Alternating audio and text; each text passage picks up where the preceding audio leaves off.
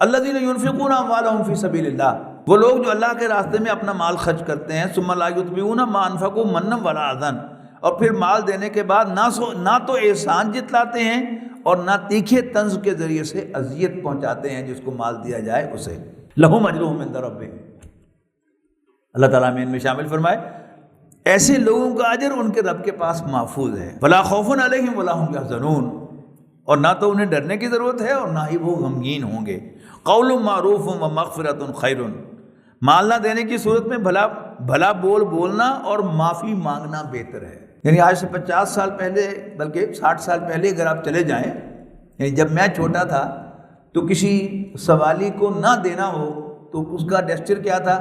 بابا معاف کرو، بھائی معاف کرو، بیوی معاف کرو، یعنی تمہارا مجھ پر حق ہے، سوری میں تمہیں تمہارا حق نہیں دے رہا، مجھے معاف کر دو۔ اب ایکسپریشن ہی بدل گیا، اللہ بھلا کرے۔ دیکھ رہے ہیں آپ قرآن مجید کیا کہہ رہا ہے، اس کو سنیں۔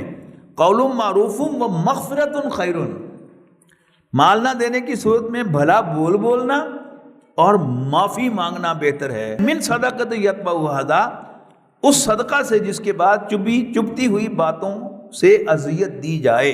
واللہ غنی حلیم، اور اللہ غنی یعنی تمہارا محتاج نہیں اور تحمل والا ہے۔